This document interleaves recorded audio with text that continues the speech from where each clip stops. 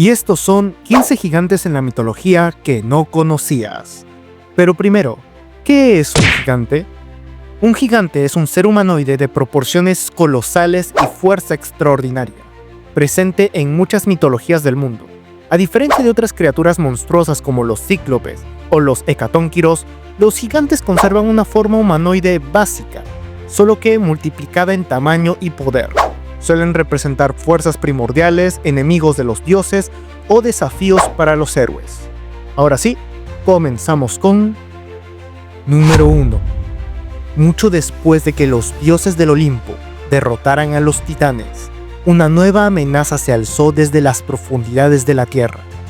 Gea, furiosa por el destino de sus hijos titanes, dio a luz a los gigantes, seres humanoides de fuerza colosal y tamaño imposible, nacidos para desafiar a los dioses. Así comenzó la gigantomaquia, una guerra que sacudió el cielo y la tierra. Los gigantes no eran bestias sin mente, eran guerreros formidables, cada uno con nombre propio y habilidades únicas. Porfirión, su líder, encabezaba la rebelión. Su poder era tan grande que ni los rayos de Zeus podían detenerlo. Cada batalla era un cataclismo. El Olimpo temblaba. Para vencerlos, los dioses recurrieron a una solución arriesgada: unirse a un mortal. Heracles, hijo de Zeus, fue clave. Según una antigua profecía, solo con la ayuda de un hombre podrían derrotar a los gigantes. Y así, uno a uno, fueron cayendo. La guerra terminó con la victoria olímpica, pero no sin cicatrices. La gigantomaquia marcó el triunfo del nuevo orden sobre las fuerzas primordiales, y aunque los gigantes fueron enterrados, se dice que su furia aún resuena en los terremotos y volcanes del mundo. Nota personal: me encanta la historia de los gigantes y creo que son de los personajes más desaprovechados de toda la mitología griega. Número 2. Antes de los hombres, antes incluso que algunos dioses, existían los Jotuns, también conocidos como gigantes de hielo o gigantes de escarcha. No eran simples monstruos, eran seres humanoides pensantes, antiguos como el universo mismo, nacidos del caos primordial de Ginnungagap, cuando el fuego de Muspelheim se encontró con el hielo de Niflheim. De ese encuentro nació Ymir, el primer Jotun y el ancestro de todos los gigantes. Su cuerpo fue utilizado por los dioses para crear el mundo, pero su linaje jamás perdonó esa traición. Los Jotuns no vivían en Asgard ni en Midgard, sino en Jotunheim, un reino salvaje e indómito, lleno de montañas heladas y magia ancestral. No todos eran malvados, algunos eran sabios, incluso hermosos, como Gerd, la esposa de Freyr, pero la mayoría eran enemigos del orden que representaban los dioses Aesir. En la mitología nórdica, la lucha entre los dioses y los Jotuns no es solo una guerra de poder, es un conflicto eterno entre el orden y el caos, el cosmos y lo salvaje.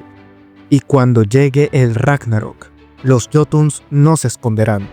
Loki, nacido de su raza, liderará la carga junto a monstruos como el lobo Fenrir y la serpiente Jormungandr para destruir a los dioses en una última batalla que acabará con todo. Los Jotuns no son una amenaza del pasado, son el destino inevitable. Número 3. En las antiguas escrituras de la India, mucho antes de que los hombres caminaran sobre la tierra, ya existía un conflicto cósmico entre los Devas y los Daityas, una raza de gigantes humanoides, poderosos y orgullosos, nacidos de Diti, madre de demonios. Aunque se les llama demonios, los Daityas no eran simples villanos, eran seres de inmenso conocimiento, magia y fuerza, con una historia tan divina como la de sus enemigos celestiales. Entre ellos destacan nombres temibles como Hiranyaksha y Hiranyakshipu, dos hermanos gigantes que desafiaron a Vishnu, el dios preservador del universo. Hiranyaksha hundió la tierra en el océano primordial y fue derrotado por Vishnu en forma de jabalí, pero su hermano, Hiranyakashipu fue más allá. Se volvió prácticamente invencible gracias a una bendición y gobernó con puño de hierro, declarando que ningún dios podría matarlo. Su arrogancia fue tal que exigía ser adorado como a uno de estos. Sin embargo, el equilibrio debía restaurarse. Vishnu apareció como Narasimha, una forma mitad hombre y mitad león, para cumplir con todas las condiciones del hechizo de invulnerabilidad y destruirlo. Así terminó uno de los Daityas más poderosos, pero no su linaje. Los Daityas representan el orgullo, el desafío a la autoridad divina y la lucha entre el ego y el Dharma. Aunque vencidos una y otra vez, su presencia sigue viva en cada historia, donde los dioses deben recordar que incluso ellos tienen enemigos dignos. Número 4. En las sombras más antiguas del Antiguo Testamento, escondidos entre líneas crípticas del Génesis, aparecen los Nephilim, los gigantes caídos. Su nombre resuena con misterio. Ángeles rebeldes, híbridos malditos, titánicos herederos de un error celestial. Según la tradición, fueron el fruto prohibido de la unión entre los hijos de Dios, interpretados por muchos como ángeles o seres celestiales, y las hijas de los hombres. De esa unión nacieron seres humanoides, de tamaño colosal y fuerza devastadora, que caminaron sobre la tierra en una era anterior al diluvio. Los Nephilim no eran héroes, eran guerreros violentos, arrogantes y voraces. Las leyendas los pintan como gigantes que devoraban animales, luego hombres y finalmente se devoraban entre ellos. Su presencia desequilibró el mundo. Donde pisaban, el orden se rompía. Donde hablaban, se imponía el terror. Fue tal su impacto que Dios, horrorizado por la corrupción que habían traído a los hombres, decidió purificar la creación con un diluvio. Solo Noé y su familia fueron salvados. Algunos creen que los Nephilim murieron en las aguas. Otros, que su sangre aún corre por las venas de ciertos linajes oscuros. Para muchos, son la prueba de que incluso el cielo puede cometer errores, y de que esos errores caminan gigantescos por el mundo. Los Nephilim representan el castigo divino por cruzar límites sagrados.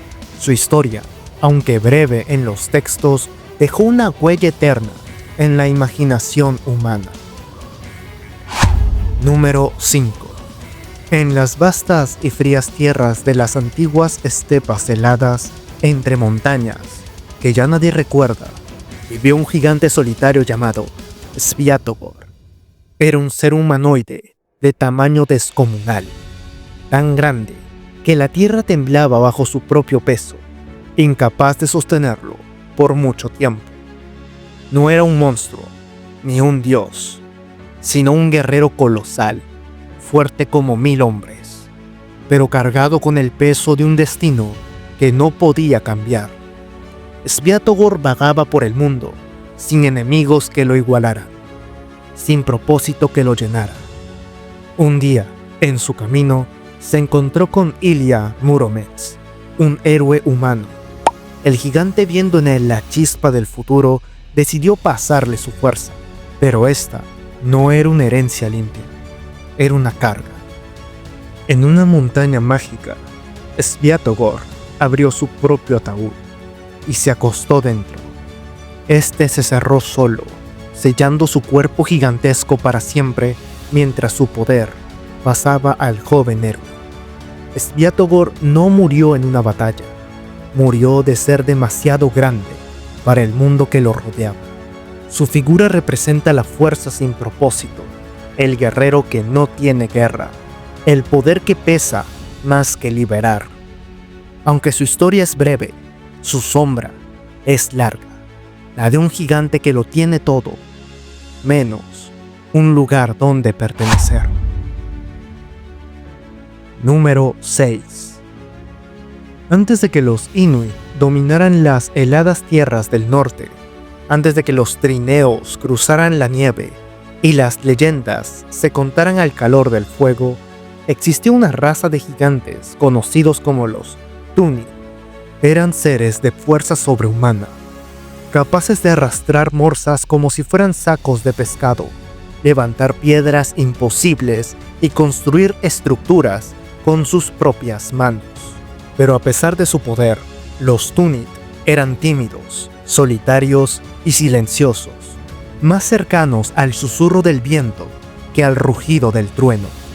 Las historias cuentan que evitaban el contacto con los humanos, retirándose siempre que uno se acercaba. Su piel era gruesa, como la corteza del hielo. Sus ojos, antiguos como la aurora boreal. No buscaban guerra ni gloria, solo paz. Sin embargo, con el tiempo, su mundo comenzó a desvanecerse. Los Inuit llegaron con nuevas costumbres, más organizados, más persistentes. Los Tunid, sin voluntad para enfrentarlos, se desvanecieron en los márgenes del mundo. Algunos dicen que emigraron más al norte, donde ningún hombre ha llegado jamás. Hoy, los Tunid son un eco del pasado, una melancólica advertencia sobre la desaparición de lo antiguo ante lo nuevo. Y aunque ya no caminen por la tundra, los ancianos aún cuentan que, si escuchas con atención, durante una noche nevada, podrías oír sus pasos pesados, alejándose más allá del hielo y del tiempo. Número 7. En los antiguos códices y relatos orales del México prehispánico se habla de una raza de gigantes colosales conocidos como los Kinametsin. Eran seres casi tan altos como las pirámides que ayudaron a construir. Habitaban el mundo durante una era anterior, bajo el reinado del Sol del Agua, mucho antes de la existencia de los hombres modernos. Los Kinametsines no eran bestias brutas ni dioses, sino una raza poderosa encargada de moldear la tierra. Erigieron ciudades, levantaron montañas y en algunas versiones ayudaron a construir Teotihuacán, la ciudad de los dioses. Pero su grandeza fue también su caída. Con el tiempo se volvieron arrogantes, desobedientes a los dioses y soberbios frente al equilibrio del mundo. Como castigo, los dioses desataron un gran diluvio que borró aquella era y con ella a casi todos los gigantes. Los pocos que sobrevivieron, según la leyenda, se refugiaron en cuevas o huyeron a los rincones más lejanos del mundo. Algunos afirman que todavía vagan en las montañas, escondidos entre la niebla. Los Kinametsines son el recuerdo de un tiempo anterior al humano, donde la fuerza y el tamaño eran sinónimo de poder, pero no de sabiduría. Representan una advertencia de que ni siquiera los más grandes pueden desafiar a los dioses sin consecuencia. Si te está gustando el video, te recuerdo que puedes darle like, comentar y suscribirte. Así como si te gusta mucho, puedes hacerte un miembro del canal, o si eres de Perú, puedes hacer una donación a este QR o al número que está apareciendo en pantalla. ¿Ya lo hiciste? Bueno, ahora sí, sigamos con el video. Número 8. En las montañas verdes y brumosas del País Vasco, donde las piedras hablan y el viento lleva siglos susurrando secretos, se cuenta la historia de los Gentilak, una antigua raza de gigantes que habitaron la tierra mucho antes de que llegara el cristianismo. Eran seres inmensos de fuerza colosal, con barbas largas, como cascadas, y ojos tan profundos como cuevas. Vivían en armonía con la naturaleza, construyendo monumentos megalíticos que aún se alzan como huellas de su paso. Los Gentilak no eran monstruos, sino sabios guardianes del viejo mundo, conocedores de secretos antiguos.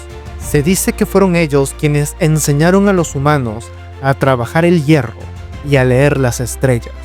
Pero cuando la nueva luz del cristianismo comenzó a extenderse, los Gentilak supieron que su tiempo había terminado. Algunos desaparecieron entre las montañas, otros murieron al ver caer una estrella, símbolo del nacimiento de Cristo, y unos pocos se ocultaron bajo tierra para dormir eternamente. Uno de ellos, Olentzero, fue el último en quedarse. A diferencia de sus hermanos, aceptó el cambio y se convirtió en una figura legendaria que hoy regresa cada Navidad como un gigante bonachón que reparte regalos. Número 9. Cuando las velas de Magallanes cortaron por primera vez el viento helado del extremo sur del continente americano, sus hombres no estaban preparados para lo que encontrarían.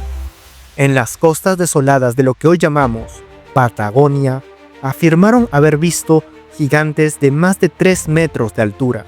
Los llamaron patagones, y sus relatos describían a seres enormes, de paso lento y mirada desconfiada, que habitaban aquellas tierras olvidadas por el mundo. Los navegantes españoles escribieron que sus botas no llegaban a cubrir ni la mitad de las piernas de estos hombres colosales. Se decía que sus voces retumbaban como truenos y que sus huellas quedaban marcadas como pozos en la tierra. Algunos intentaron comunicarse con ellos, otros huyeron despavoridos. Con el tiempo, los patagones se convirtieron en leyenda, los gigantes del fin del mundo. Hoy, muchos historiadores creen que aquellos gigantes fueron una exageración basada en la altura y contextura de los tehuelches, pueblos originarios fuertes y altos en comparación con los europeos del siglo XVI. Pero más allá de la explicación, el mito sobrevivió. La palabra Patagonia proviene de esa historia, de esos seres colosales que, reales o no, despertaron el asombro de los primeros exploradores. Número 10. En las tierras frías y silenciosas de Finlandia, donde los bosques parecen no tener fin y la nieve susurra viejas canciones, se cuenta la historia de Antero Vipunen, un gigante sabio que no vivía entre los hombres, sino bajo la tierra. No era un guerrero colosal ni un destructor de ciudades, sino un guardián del conocimiento antiguo, tan profundo y poderoso que el propio suelo tuvo que tragárselo para contenerlo. Dormía en su tumba, enroscado en la tierra como una raíz vieja, y dentro de su cuerpo vivía la magia más pura, las palabras de poder, los antiguos conjuros que dan forma al mundo. Un día, el héroe Wainamoinen, en su búsqueda de sabiduría, necesitó un hechizo que solo Vipunen conocía, y no lo pidió con respeto. Lo despertó, lo retó y, según la leyenda, entró en su cuerpo.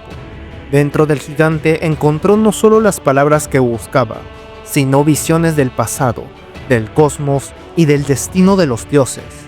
Antero Vipunen, aún desde su sueño forzado, transmitió la magia de los antiguos días. No es un gigante de fuerza bruta, sino de conocimiento. Representa la sabiduría enterrada, la memoria del mundo, el poder que duerme bajo nuestros pies esperando ser encontrado o despertado. Número 11.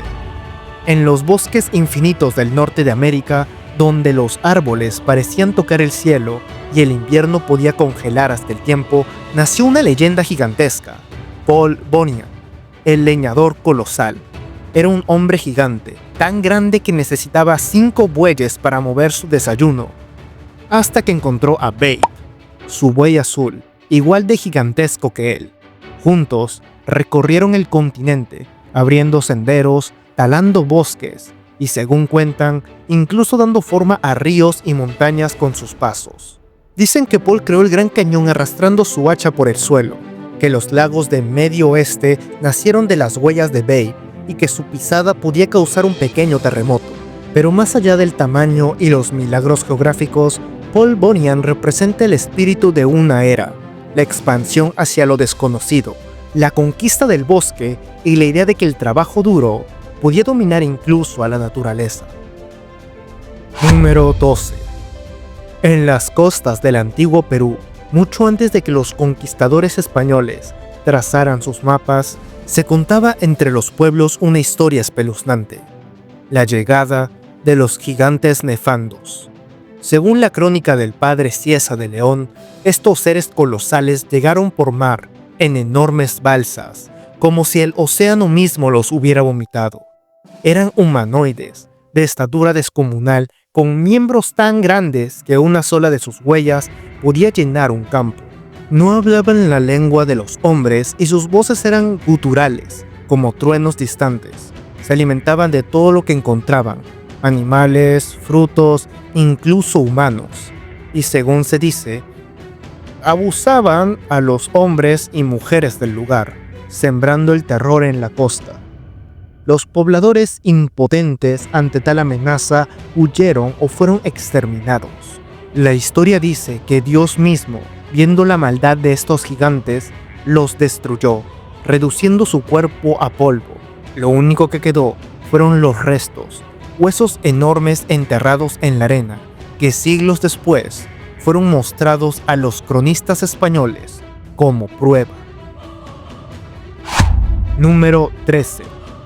En la costa del mar Báltico, donde las olas susurran secretos en lenguas antiguas y el viento aún canta nombres olvidados, se alza una lengua de tierra llamada Nerinja. Pero lo que pocos saben es que esa franja no fue moldeada por la naturaleza, sino por una gigante. Su nombre era el mismo, Nerinja, una joven de tamaño colosal, pero de alma noble y corazón generoso. A diferencia de los gigantes guerreros o destructores de otras leyendas, ella fue una protectora, una guardiana silenciosa que amaba a su pueblo más que a sí misma. Cuando las tormentas del mar amenazaban con tragarse los poblados costeros, Nerinja no dudaba. Salía al encuentro del océano con sus manos desnudas, recogía arena y tierra y construía un muro con su propio esfuerzo. Así nació el Curonian Spit, una barrera de más de 90 kilómetros que aún hoy separa las aguas del mar de la laguna. Algunos dicen que la gigante desapareció sin dejar rastro, pero otros creen que su espíritu sigue allí, acostada bajo la tierra que levantó, cuidando en silencio a quienes viven sobre ella. Nerinja representa el poder de la bondad colosal, la fuerza usada no para destruir, sino para proteger. Una gigante no por su tamaño, sino por la grandeza de su entrega. Número 14.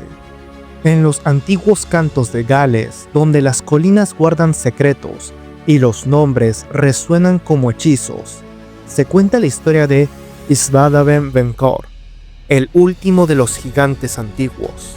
Era un ser colosal, de aspecto temible y corazón rencoroso, que reinaba desde su fortaleza en lo alto de los acantilados.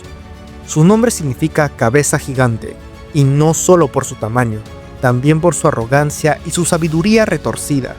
Isvadaben tenía una hija, la hermosa Olwen, cuya presencia hacía brotar flores blancas donde pisaba. Pero el viejo gigante había recibido una profecía fatal. Moriría el día en que ella se casara.